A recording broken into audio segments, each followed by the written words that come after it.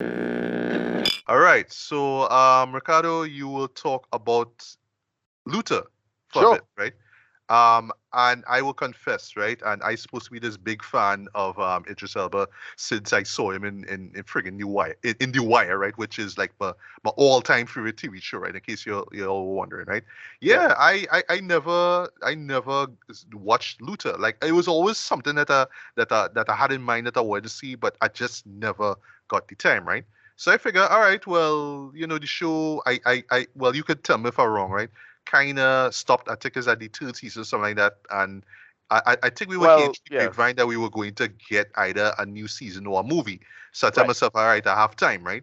And then the movie dropped. I was like, well, time, Yeah. time kind of run off. So Right. I don't know, but I still do intend on watching the series and hopefully film. Well, you could tell me if the film is worth it or not, right? But Ricardo, I guess you could begin with what your thoughts on the series. What are your Yeah. thoughts on Luther, the series? Right.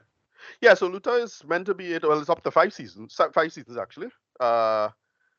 Yeah. Luther is absolutely brilliant. Right. I love it.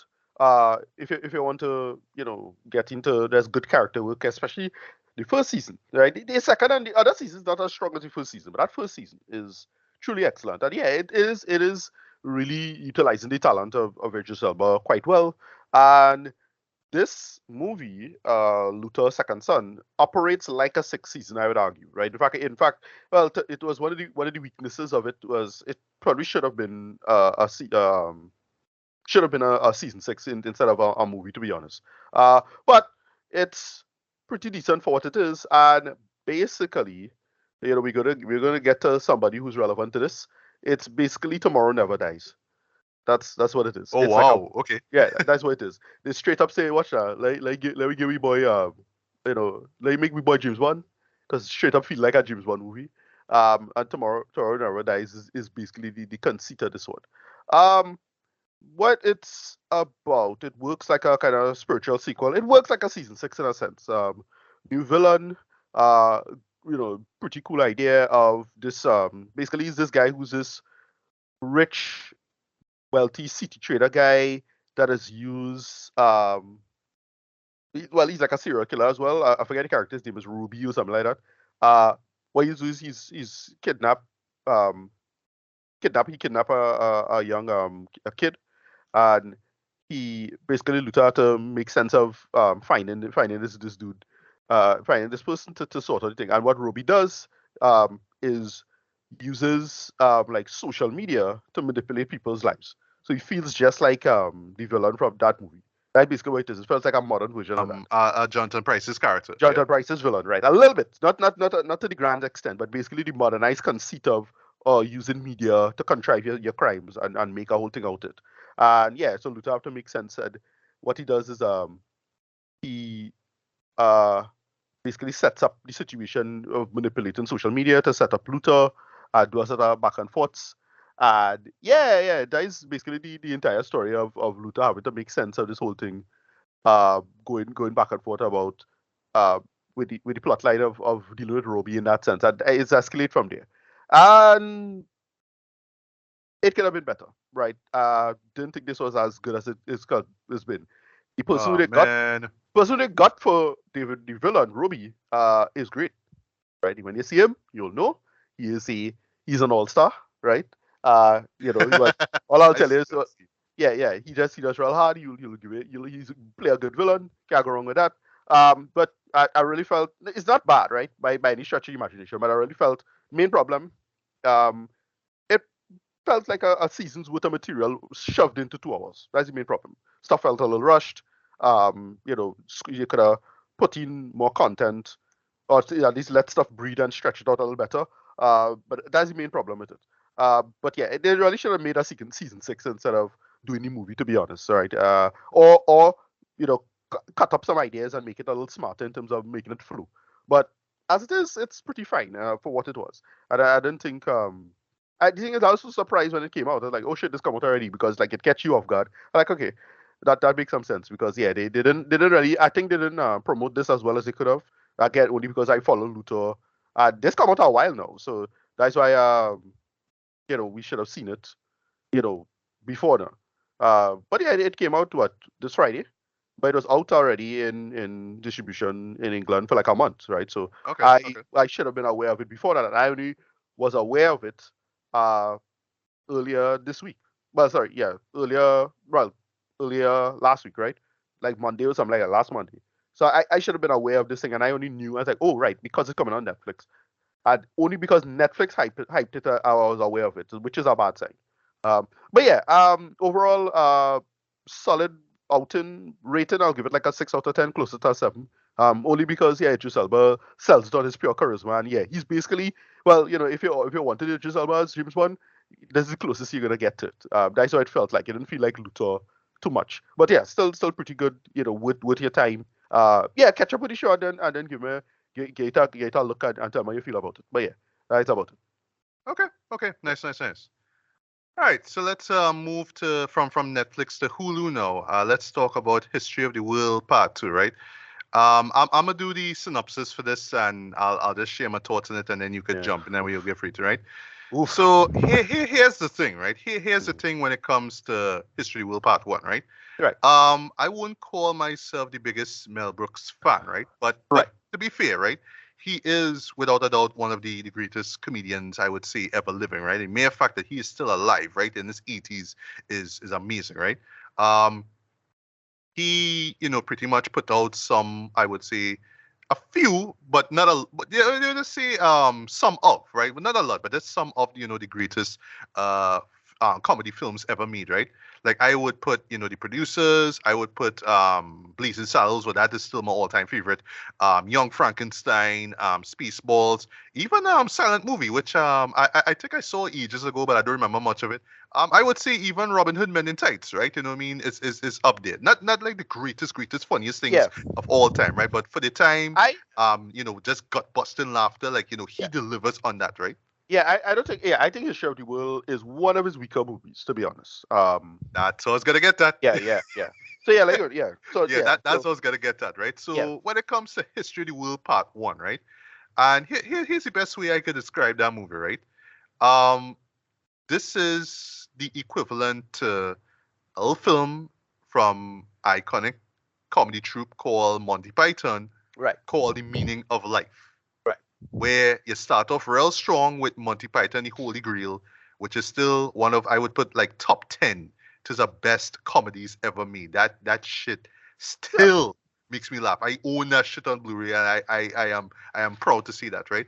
And then you had Life of Brian, Right. which was just so great in terms of just his satire. That is like one of the I best think uh, religious satires I think I've right. ever seen in my life. Like I this think the cut big I so think the hard. big sell I think the big sell of it is that well it making fun of like Old Testament stuff and Bible stuff. So that's why Right, the right, right. but then that's something that don't hold up. And again, the sad thing about comedies that comedies have the short shelf life. So if that subversive conceit is gone, which it has been long gone, oh, we True. making fun of religion. Okay, wow. Uh, Yeah, I mean, what's new, right? Yeah, you're what's new, right. right? So Right. moving on. But so unless the comedy or the beats are great, it can go hold up, right? But Yeah. I think I remember it being so like at the time I remember it being real funny, but then reviewing it, I was like, it is probably one of the weaker of the Mel Brooks, to be honest, compared to say Blazing Saddles, which we still have big problems with race. Would Blazing Saddles hold up?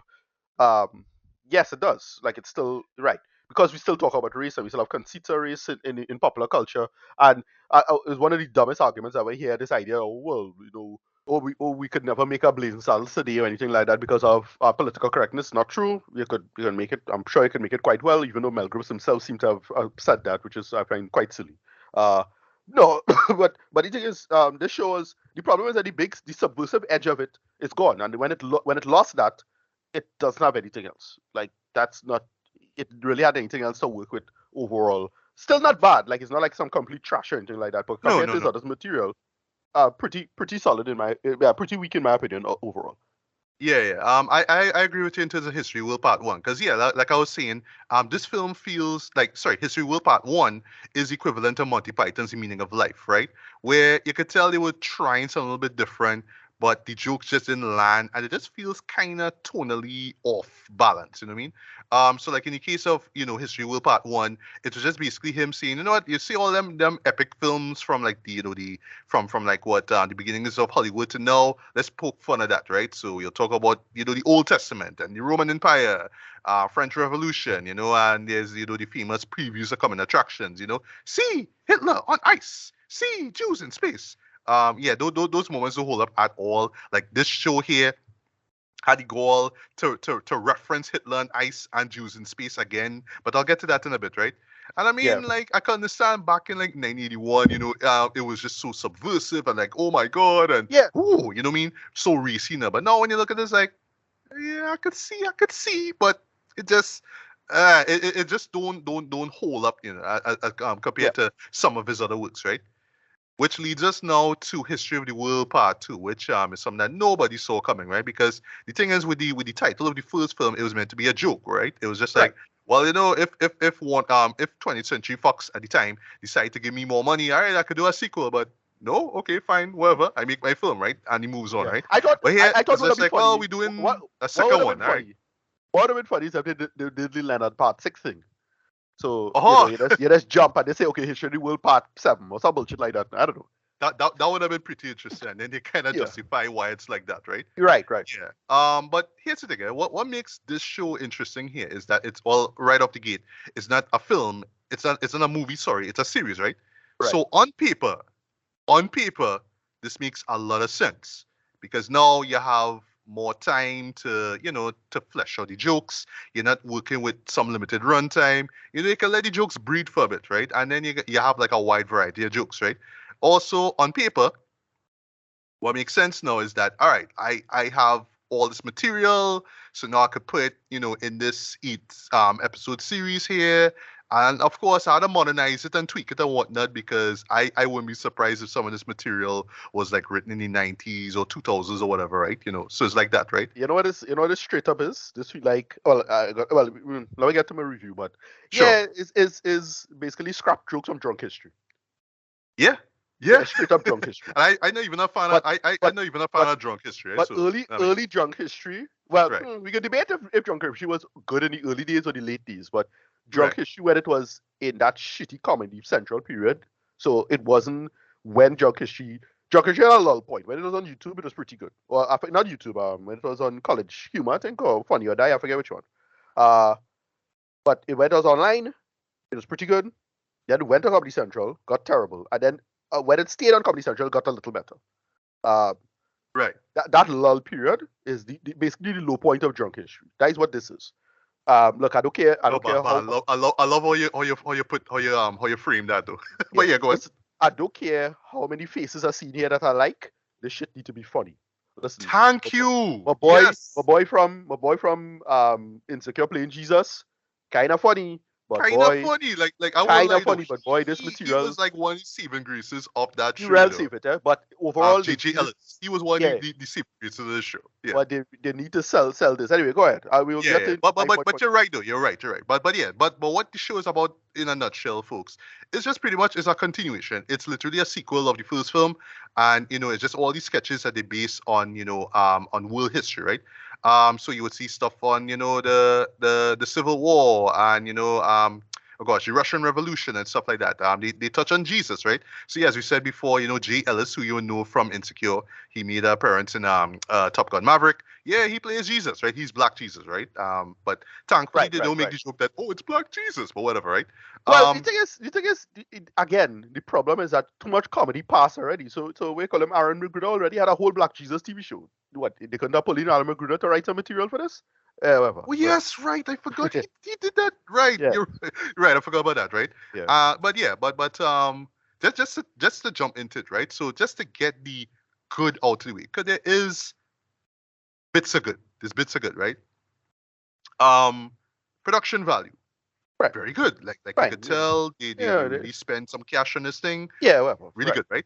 And you could tell that the people behind the scenes, right? So I'm gonna call three people, right? Because they're the main ones who they're pretty much the main cast. They're pretty much in a majority of the sketches anyway. And yeah, technically they are the producers of this, right? Well, Right. executive producers. That would be Nick Kroll, Ike Okay, right. Barinholtz, It's and totally Wanda cruel Sykes. show. It's totally cruel show. Like it's Yes, definitely boy. a cruel comedy. Yeah, Like yeah, definitely a it cruel is comedy cruel. show. Yeah, Like you don't love me be about rude cruel show. Sorry, but yeah, yeah, yeah. Nick and Ike are like in a majority of these sketches though, right, and Wanda have her own bit, but I'll get to that in a bit, right? And everybody else is just cameos. So you'll see people like McGill Zazie Beats, right, who plays right. Mary Madeline. I thought Yeah, that was interesting. That was right. interesting. Yeah, Quinta Johnny Brunson was Knoxville, who plays Rasputin. And right. yes, as I say, Johnny Knoxville, yes, he do some jackass jokes about Rasputin. Like the first two times was cool, but thankfully didn't go further. Cause I would have just been like, Yeah, all right, just stop it, please. yeah, JB Smoove, he plays Luke. You right, have Whitley. You have we boy Tyler James Williams. We Gail Quinta Brunson, she's there right, too.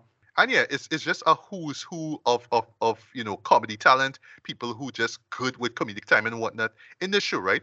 And right. I appreciate that. You could tell, not all of them, but you could tell that they at least look up to Mel Brooks. It's like, Mel Brooks is the guy, right? He is the originator of, Yeah, well, sorry, one of the originators of the sketch or parody. Yeah, mainly parody comedy, right? right. So you could tell everybody just kind of come in and do their thing, right?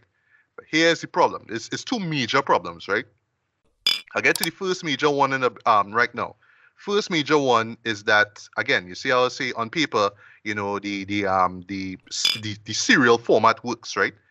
But here's where the show drops the ball. First of all, one, why why the show felt the need to chop up these bits together, right? These sorry, not episodes, these sketches, made no sense to me. I Right, don't right, understand why in episode one we're talking about the Russian Revolution, and then two episodes later we following up on that.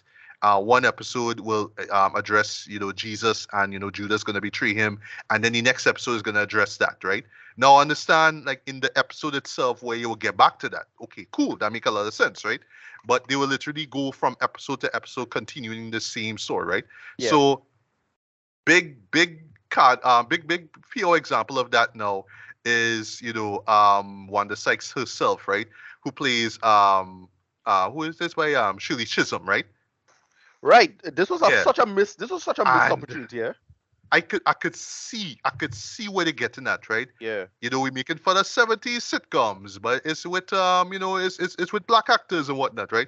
The guy who plays Shirley's husband is occasionally getting pissed off and the audience laughing at him. And I like in the final yeah, episode where he's like, fuck all you. I like that. Now yeah, that it did make me laugh. I smile, I chuckle a little bit, but that was it. But it was too little, too late, unfortunately, right? And they even do some great color grading to make it look like yeah, some shit like from the yeah, 70s, like say a Sanford and Son or Jefferson. I like that, right? yeah. But now we get to the main cardinal sin of this though.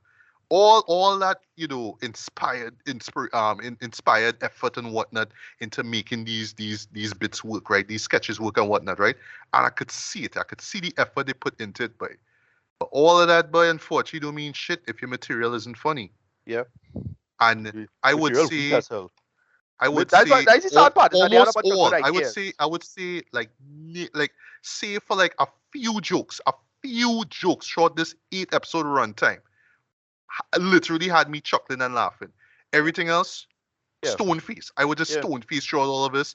I yeah, was annoyed as hell. I was rolling my eyes at some point. I was like, we're doing this in 2023. We're doing yeah. this.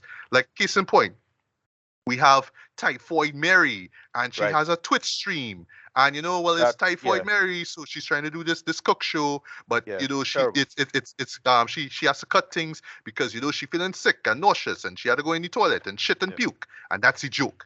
And yeah, they're like, what the fuck, man? It's 2023. Why are we doing this? You know what I mean? yeah. Terrible. Jesus jokes But again, what they could have do? What again. they could I have was do with like, that? What they could have do with that if again to be edgy? Again, look, I'm not a big comedy writer, so whatever. But to me, they could have it would have been kind of edgy and little spicy if they did it. But they could have tie it into to COVID stuff, right? Uh, if anything, because like you're doing the disease thing, right. so make it a thing. I'm not sure, but a Twitch stream like we doing that, like that don't make Yeah, any sense. it makes no sense. Yeah. The stuff with the Russian Revolution, there's the stuff involving the Romanovs, right? Right. And we have Anastasia, who's played by Dove Cameron, right? Who I Right. know I saw in a few shows already, right? Really attractive, right? And she's doing like this IG live thing, But Yeah. bro, and we in the 1920s, but all of a sudden she doing IG And live that's stuff. why I hate. But the joke is, but sorry to cut you, but the joke is not off our phone. I forget what device it is. I think it's Right, some old camera or some kind of shit that she's right. using.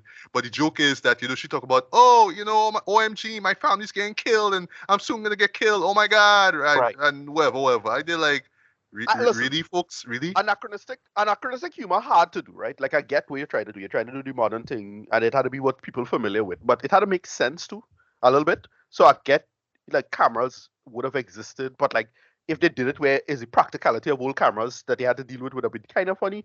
So if you have to take a selfie, it had to be a guy with the bulb or whatever it is. I'm Yeah, not something sure. like that. No, but yeah, I don't but know. the jokes Right, always revolve around. Oh, it's this character from history who right. is doing all this, right? There's just a few jokes that just want to mention, right? That really piss me off, right? There's one bit involving Kublai Khan, who's played by Ronnie Chiang, right? I had to look at his face like, all right, I know this guy, right? And is this painfully annoying thing with tracing your ancestry back to him? This is other one involving the housewives, or sorry, the what is this way you call it by Again, not a bad bit, well, the housewives, or whatever it is, a Kublai Khan. Yeah, And they actually get oh gosh, this girl from Orange is the New Black to be in it as well. To like, right. hey, I know you. You know what I mean? Still looking fine Again, as well, but still it's like the joke, dude. It just don't work. It yeah, don't that's work. a problem. Again, not the worst idea because again, I think Kublai Khan or Genghis Khan is I think the ancestor of like 10% of all Asian men or something insane like that. Right. So you could do something with that historical factor. But yeah, again, Yeah, and yeah, then making joke of him being a polygamist is like, all right, okay, been there, heard that, right? yeah, yeah, Just few things for you, right? Again, GL says Jesus, like he was like the right, saving grace of it, right? yeah, Because you can tell he just having fun. He not half-assed. You can tell he just having fun with it. I actually like the moments with him and Mary Madeline, right? Mainly because we get to see Zazie Beats, right? So I mean, yeah. right? But the thing is, right? They do have some kind of weird, right? Because they have this long narrative going on with when Judas will be trained, right? That's the thing. And then they show how they go out to do. Oh my God, right? They do a parody of the Beatles' Get Back from Peter Jackson, right? Which I love, right? And that's like near the end where it's like, oh, we're in the studio, man, and it's all the it's all the well, not all the disciples, but they're like doing this comeback tour and they're making this album, and that's the joke, right? And eventually, well, Judas is the John Lennon. No, sorry, I think Judas is the John Lennon in the group. Sorry, because he Well, eventually leave and then he come right. back, and Is that's the just like how it was The Yoko in the Ono Get joke Back now? film, and yeah, all that stuff, and Zazie now playing the Yoko Ono character, and you're there. Right, No, sorry, right. sorry. Jesus was playing the Lennon. John in this, right? Yeah, Yeah, exactly. Because he died. He actually died, yeah, and that's the whole thing. No? Right. right. Well. But they kind of mix him with Paul because Paul was the one who was writing the songs now. But Right. Right. it's weird. It's weird, right? Yeah. And then Yeah. they literally recreate the end of Get Back where they on the rooftop and they playing the song, and the soldiers trying to stop them because they're making noise, and then So they're like, all right, I get elephants, it, but why, elephants, why? elephant in the room. Elephant in the room. Humor and culture is something that overlaps particularly strongly. And when you see black people doing white comedy and white people doing black comedy, it don't really mix all that well. Sorry to say it. I apologize if that sounds offensive, but this feels like, this feels like some Zucker brothers taking over scary movie shit in reverse. Yeah, boy. Remember when Scary Movie was very black? It was Uh-huh. effectively the Wayans What brothers one material. and to the extent part two, and then well Part three two, to right? five. Woo. And Yeah. right, and then I think three is okay. Three is tolerable, but four and five is a colossal waste of time. And Right. yes, Right. because they don't get the material. At least they don't get what the Wayans brothers style or tone fit with the material. That is why the first two work so well, and the last three don't work so all that well. This feels like that in reverse, right? There's a bunch of comedians who effectively were comedians of color and black people who doing white people version of the jokes that they should be doing, but it nowhere near as funny or clever. Yeah. That's how Yeah. it feels. It really Right. look. It feels like Nick Kroll and them really putting their material in it. And again, you could have get heard that when Mel Brooks was doing the thing, not now. And Exactly. that is one of the big And problems. It's where elephant in the room part of it. That is what it feels like.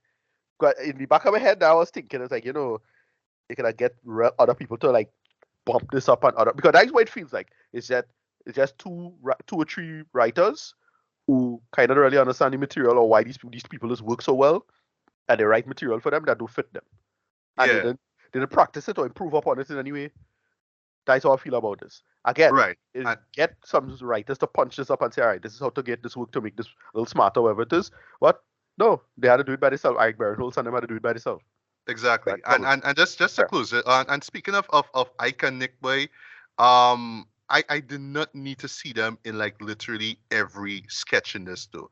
There's one bit that don't even relate to human history at all. Sorry, world history at all. I think it's Nick Kroll and he's like this salesman and he try to replicate it like those old cheap like those cheaply made um ads for services or whatnot. But in this case, he's selling like statues of fallen dictators or some shit like that, and he used that as his running gag to talk about his family and like on paper, on Right. paper, I should be laughing at this, but they just kept going with the joke, kept going with the joke, and Again, just like again. why, Yeah, you why? see, the thing is, humor is not just a joke and a bit and a thing that you can just talk about with friends. You had to actually write down the material. Sorry, the scripts have to be worked on. You worked on it. And look, this is a pattern in modern American comedy for a hot minute, where Yeah, you just rely on the improvisational skill of the actor rather than write something proper for them. Like that is work once in a blue moon. That's very rarely work. That don't work all the time. Sometimes it is work, right? Caddyshack is an example of that working and getting away with it. hmm You need to but anybody remember Caddyshack too? Just seeing. thank you, right? Exactly. You can't rely on you can't, that is where the disaster will turn out to be. You working it out in retrospect is pure accident. Right? Don't do that. That's almost never work. When it works, it's great and you get lucky, but it don't work all the time. And that's what this feel like.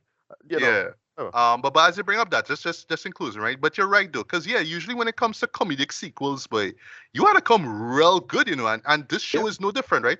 I yeah. would say one of the rare examples of it actually working great is the Naked Gun series. Right, To each right, trainer to it's fine, right. but you see two and That's a tough. half though, that hit at just the right time though, and it just Yeah, follow that material from the first film so well in my opinion. I yeah, love two and a half, right? yeah. Um, but this also to remind me of Airplane 2, the sequel. I mean, the Boy. joke on Facebook, like this is literally like next thing you know, Hulu greenlight Airplane 3, the final boarding call, ultra, Oh, where yeah, it's exactly. literally something that nobody asked for, Yeah. but on paper it make a lot of sense because And here's another it, problem. it's Here's another. it's Yeah, go ahead now. oh gosh, it's Mel Brooks now.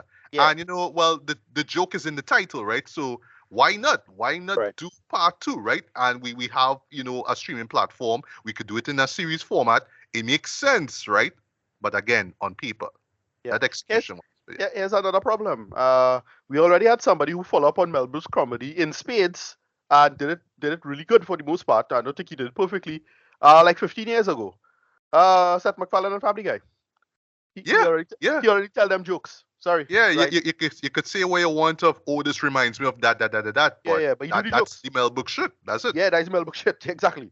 So again, to come with this now is a little too little, too late. If you're doing it, you had to pump it up. You have to Agreed. pump it up. You have to punch it up, punch it up, punch it up, punch it up, punch it up, where it justifies its existence. And his didn't even come close to justifying its existence. Thank you. If this has come out in 2005, it would have barely justified its existence. So Yeah. not now. Here's a problem. Exactly. Like Yeah, times have changed, man, right? And yeah, I'll get to rating one time. This gets a 2 out of 5. This is a straight two out of yeah. five. I want my money Yeah, back. I want my time back. I yeah. actually been through this. I don't know. Like I don't know. I guess it's with me and like bad shows because this happened with me with Vilma. I just kind of challenge myself and say, all right, I'm not Right. liking what I'm watching here, but let me just finish it up because if I stop and I do something, I will not get to Yeah, let me just exactly. power through No, it. that's exactly And that's that's exactly literally how I what I feel do. I about it power through it. because I played the first episode, and I forget what happened, and I had to do something, and I'll tell myself, watch now, if I stop this after this first episode, if I stop watching this, I will not finish this, and I would have come to you and tell you, boy, I only watch episode one, boy, that kind of thing, Yeah. now. And it's like, nah, boy. But yeah, That was um, me. I paused the episode 2 yeah, around the Kama Sutra bit. That's all right, I'll right, say. yeah, Fell yeah, completely flat, right? Like yeah, at that point I just paused it and I got back to the following day. I was like, oh yeah, right. I was watching this, right? I yeah, tell yeah, myself I didn't want to pause it again, so let me just go through, right? But yeah, boy. Unless you just love anything that have the name Mel Brooks on it, yeah, you may probably appreciate this. If you like sketch comedy, regardless of how dated it is, You might probably like it if you just like seeing certain people on screen. You'll probably like it, boy.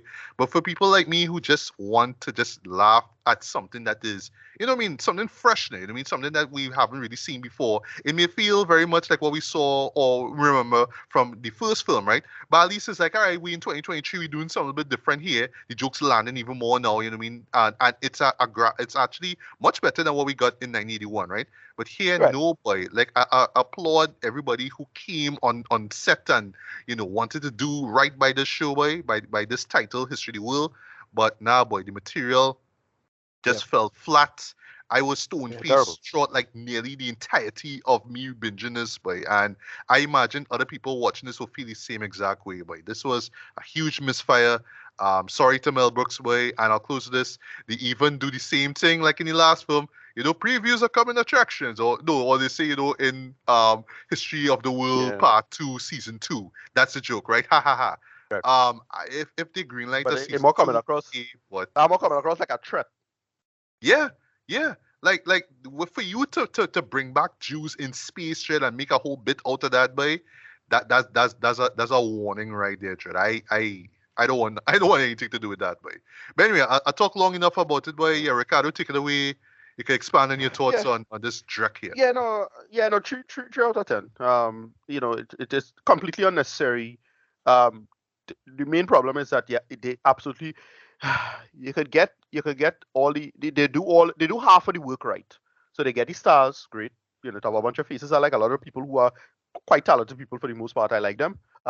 They get the sets and the production is decent enough. I mean, it's still Comedy Central kind of stuff, but for the most part, right? But they needed to the writing. They really needed to sit down and work them jokes out, and it just didn't do that at all.